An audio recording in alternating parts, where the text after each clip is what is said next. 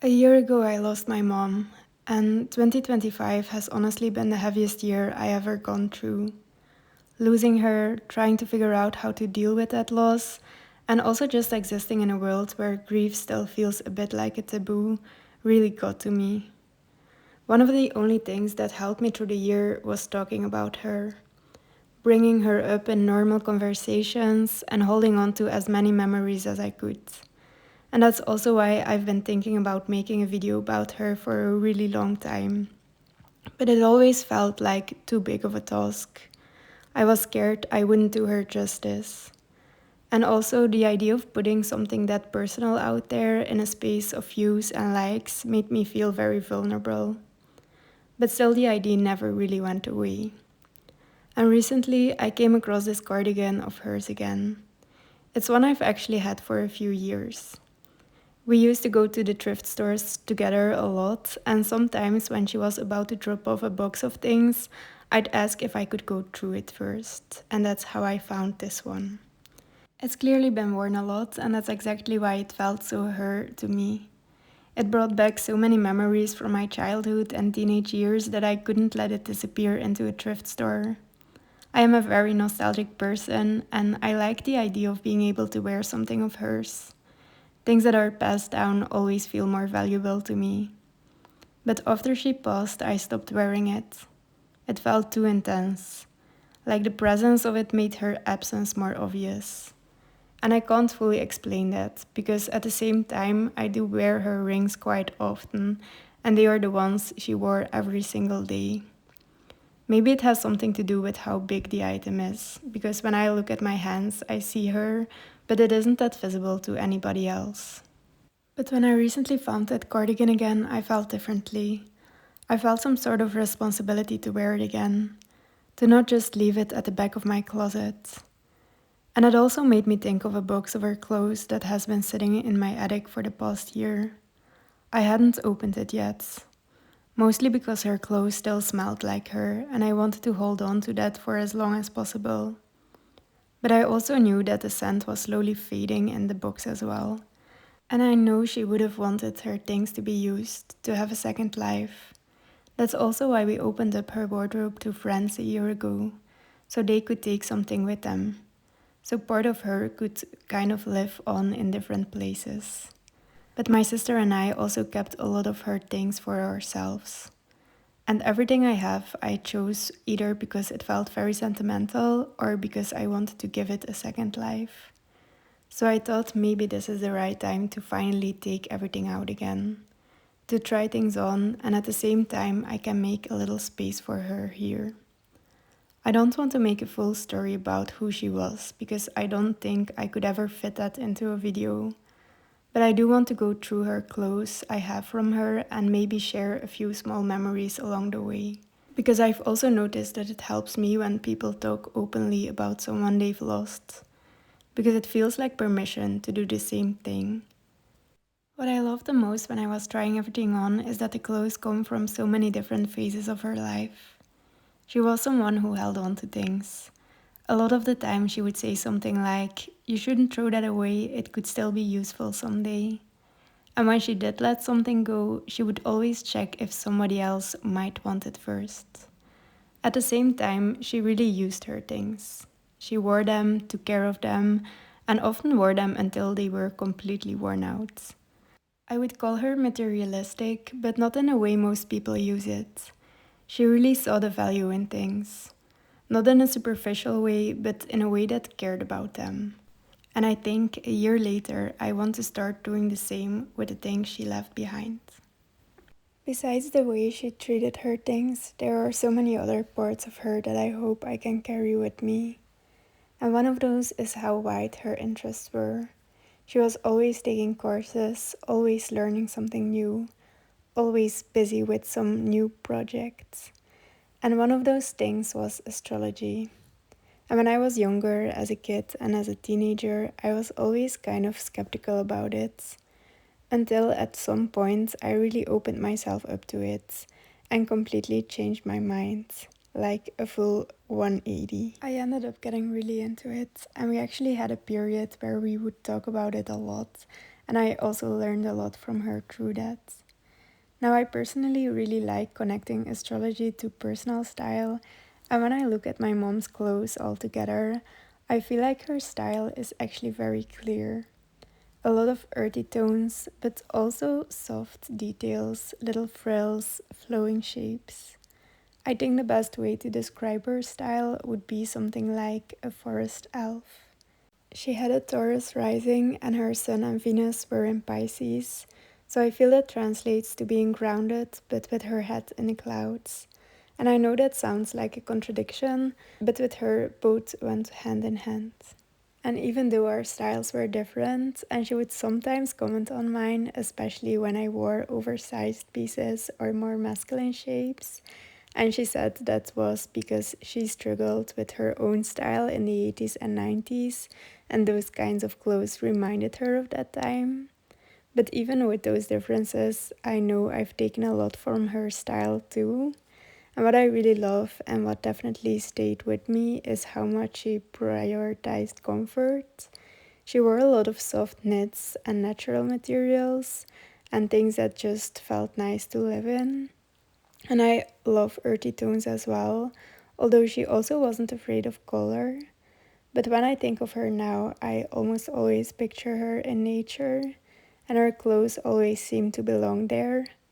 There was never anything that felt artificial about it, and most of my memories of her from the past few years are tied to those kinds of places, like the garden and just nature in general, because she lived just a short bike ride away, and we would often sit in a garden. She lived just a short bike ride away, and we would often sit in her garden or in mine and just have coffee and talk for hours. This leather jacket is one of my mom's most worn pieces from more recent years, and you can see that it's been very loved. The stitching on the elbow is already coming loose, and I think this is the jacket where I really feel her presence.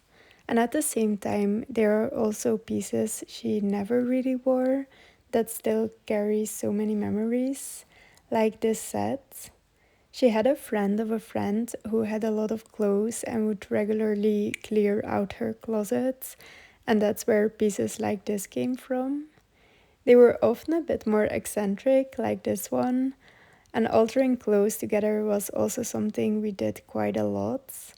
Although, to be honest, neither of us was always great at actually finishing a project. And we picked this one up so many times. We both really liked it, but we also knew we probably wouldn't wear it as it was.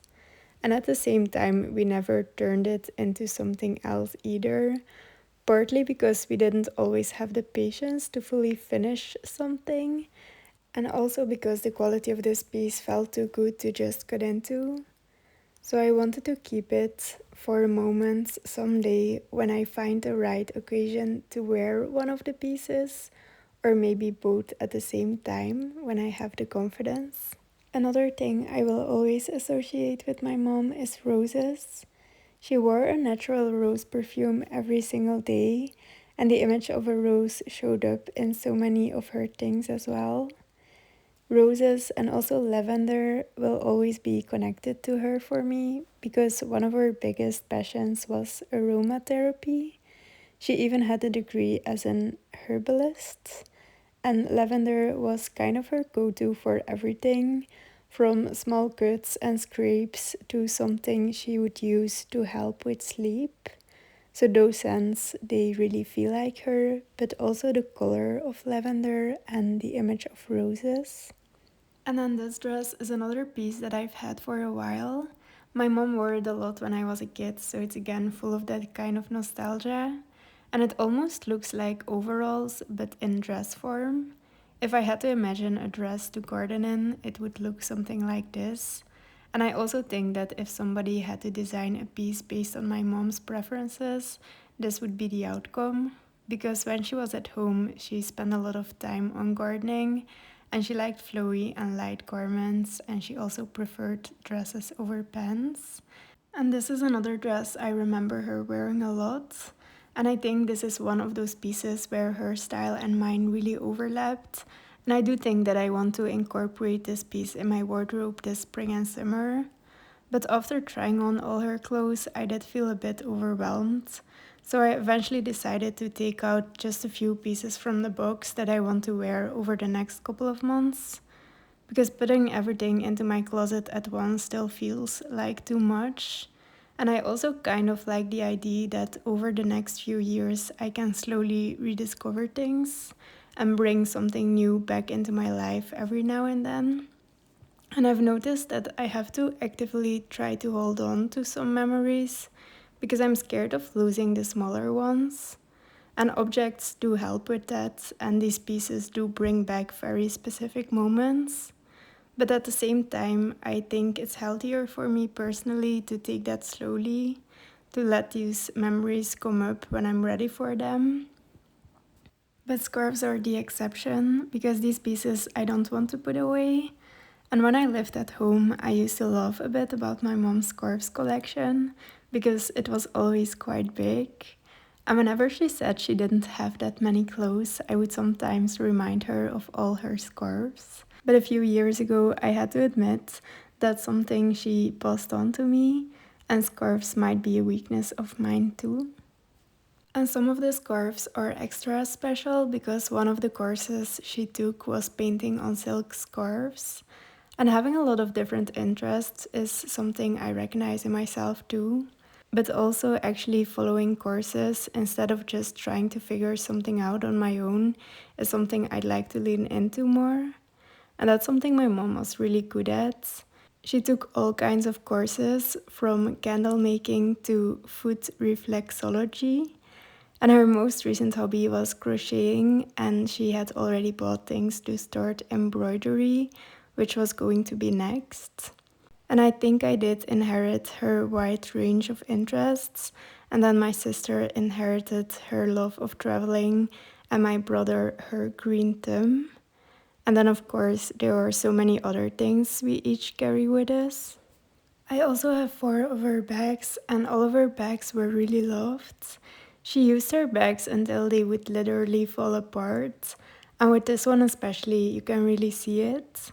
It's very worn, pretty beaten up, but I just couldn't bring myself to throw it away, and I'm actually thinking about trying to clean it up in some way. And then at the end, I also tried on some of her more festive dresses from all kinds of periods. And two of them I've had for a while, and at some point I thought about turning them into something new. But now I'm glad that I didn't. They feel more like pieces I want to keep as they are, almost like part of a memory box. Even though these are from before I was even born, it's sometimes very comforting to think about the life she had before me, because I still find it hard to fully understand that she had so much more life in her to live and didn't get the chance to. And if you've lost somebody recently or a long time ago, I hope you can share something about them too. Something small is sometimes enough. And it doesn't have to be here, of course, but I do wish we talked more openly about loss. And I can only hope that maybe this video makes it just a little bit easier to share something, even though it took me a year to share any of this here.